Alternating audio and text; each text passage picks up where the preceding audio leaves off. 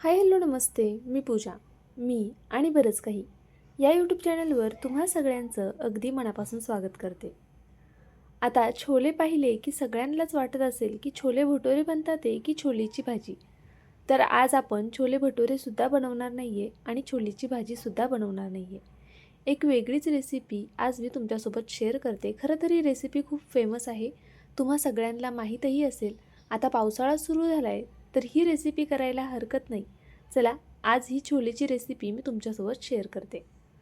इथे मी छोले 6-7 तास छान असे पाण्यामध्ये भिजवून घेतलेले आहेत. त्यानंतरनं याला कुकरच्या भांड्यामध्ये काढून घ्यायचे आणि यामध्ये थोडंसं पाणी आणि चवीनुसार मीठ घालायचे. आता या छोल्यांच्या मी 3 शिट्ट्या करून घेणार आहे. तोपर्यंत आपण बाकीची तयारी करून घेऊ. इथे एका भांड्यामध्ये मी सगळ्यात आधी तेल घालून घेतले जवळपास अर्धी पळी. त्यानंतरनं तुमच्या आवडीनुसार लाल तिखट घालायचे आणि बेडगी मिरची पावडर घालायची आहे. सोबतच आपण यामध्ये हळदसुद्धा घालून घेऊया. त्यानंतरनं यामध्ये मी धना पावडर घालून घेणार आहे. पहा मसाले खूप बेसिक आहेत. त्याचबरोबर आपण इथे जिरा पावडरसुद्धा वापरणार आहोत आणि सोबतच आपल्याला यामध्ये मिरेपूडसुद्धा वापरायची आहे. चवीनुसार मीठ घालून घेते आणि हा मसाला थोडा चटपटीत होण्यासाठी आपण यामध्ये लिंबाचा सुद्धा वापर करणार आहोत. इथे मी लिंबू कट करून घेतले. त्यानंतरनं अशा पद्धतीने हातावरती पिळून घेणारे म्हणजे शक्यतो यातल्या ज्या बिया आहेत त्या खाली पडणार नाहीत. आणि जर चुकून एखादी बी पडली तर आपल्याला या बिया काढून घ्यायच्या आहेत जेणेकरून ती दाताखाली आल्यावरती कडसर लागणार नाही. तर पहा इथे मी चमच्याच्या मदतीने यामध्ये पडलेली बी अगदी अलगद अशी काढून घेणार आहे. आता तुम्हाला किती क्वांटिटीमध्ये हा पदार्थ करायचा आहे त्यानुसार तुम्हाला मसाल्यांचं प्रमाण कमी जास्त करून घ्यायचे. त्याचबरोबर लिंबाचं सुद्धा प्रमाण कमी जास्त तुम्ही करून घेऊ शकता. तुमच्याकडे लिंबू नसेल तर लिंबाऐवजी चाट मसाल्याचा सुद्धा वापर तुम्ही इथे करू शकता. आता इथे छोलेच्या मी 3 शिट्ट्या करून घेतलेल्या आहेत मोठ्या गॅसवरच. छोले आपल्याला खूप असे ओव्हर कुक करायचे नाही आहेत. अगदी मध्यम असे हे छोले आपल्याला शिजवून घ्यायचे. आता यामध्ये आपण शिजवलेले छोले पाणी निथळून घालून घेतले. आता हे सर्व छान असं एकजीव करूया. आपण छोले शिजताना सुद्धा मीठ घातलं होतं आणि या मसाल्यात सुद्धा मीठ घातलेलं आहे. तर पहा आता हे मी सर्व छान असं एकजीव करून घेते. अगदी एकसारखा मसाला सगळीकडे लागला गेला पाहिजे. त्यामुळेच आधी तेलामध्ये सगळे मसाले लावून घ्यायचे. त्यानंतरनं मग यामध्ये छोले घालायचे म्हणजे मसाला सगळीकडे एकसारखा लागला जातो. कुठे कमी जास्त मीठ किंवा मसाले लागले जात नाहीत.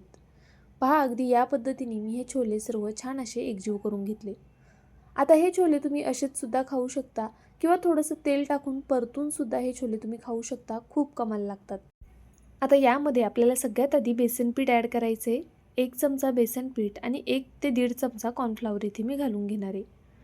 पहा पीठसुद्धा तुम्ही किती प्रमाणामध्ये छोले घेतले आहेत त्यानुसार तुम्हाला कमी जास्त लागू शकतं. सोबतच मी इथे थोडी कोथिंबीर घालून घेतली. ही ऑप्शनल आहे पण आवर्जून घाला त्यामुळे चव अजून छान येते. आता हे सर्व छान असं एकजीव करून घेऊया. अगदी हलक्या हाताने हे असंच चमच्याच्या मदतीने मी सर्व एकजीव करून घेणार आहे. आता यामध्ये पीठ घातल्यानंतर बहुतेक जणांच्या लक्षात आलं असेल आज आपण नेमकी कोणती रेसिपी करतोय. तर आज मी तुम्हाला चना कोलीवड्याची रेसिपी दाखवणार आहे. चवीला अप्रतिम होते. हॉटेलमध्ये जाऊन खाण्यापेक्षा घरीच जर एवढी चटपटीत डिश लगेच झटपट तयार होत असेल तर का नाही घरीच करून पाहावी. आता पावसाळा आहे तर नक्कीच तुम्ही ही रेसिपी एकदा ट्राय करून पहा. तर पहा इथे मी तेल गरम करण्यासाठी ठेवलेलं आहे. आता आपल्याला अगदी हलक्या हाताने हे छोले यामध्ये घालून घ्यायचे आहेत. छोले आधी मी हातामध्ये थोडे मोकळे करून घेते आणि त्यानंतरने यामध्ये अशा पद्धतीने सोडून देते.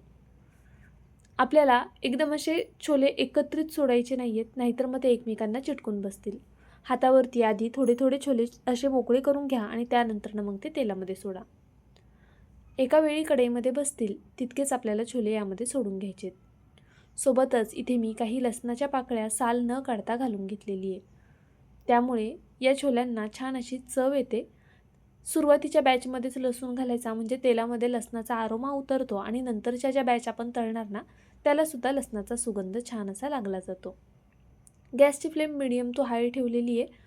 आपले छोले शिजलेले आहेत. आपल्याला फक्त हे कुरकुरीत करून घ्यायचे. त्यामुळे मोठ्या गॅसवरच आपल्याला हे सगळी प्रोसेस करून घ्यायची आहे. आता मी इथे मिडियम टू हाय फ्लेमवरती हे छोले छान असे तळून घेणार आहे. याचा हलकासा रंग बदलेपर्यंत आणि हे छोले जरा कुरकुरीत होईपर्यंत आपण तळून घेतोय. पहा आता मी हे काढून घेते. मस्त असा रंग बदललेला आहे.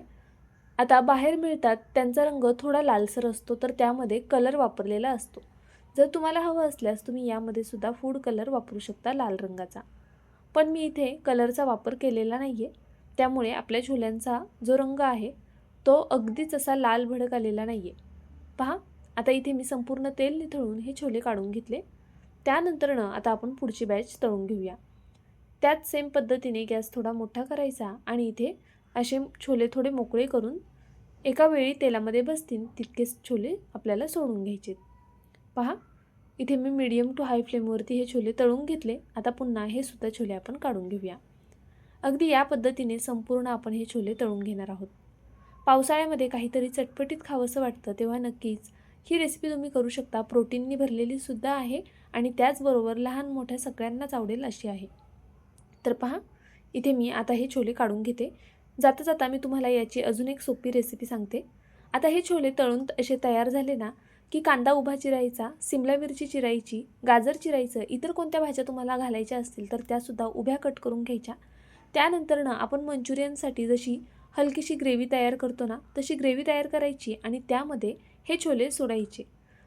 1 मिनिटभर फक्त मोठ्या गॅसवरती याला हलवून घ्यायचं.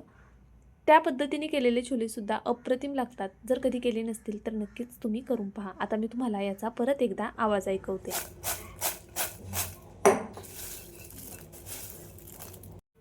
पहा, किती मस्त आणि कुरकुरीत झालेत की नाही. या पावसाळ्यामध्ये नक्कीच करून पहा. मित्रमैत्रिणींना ही रेसिपी शेअर करायला विसरू नका. व्हिडिओला लाईक केलं नसेल तर लाईक करून घ्या. नवीन असाल तर सबस्क्राईबसुद्धा करून घ्या. उद्या पुन्हा भेटूया अशाच एका छानशा रेसिपीसोबत. तोपर्यंत bye. Thank you so much for watching.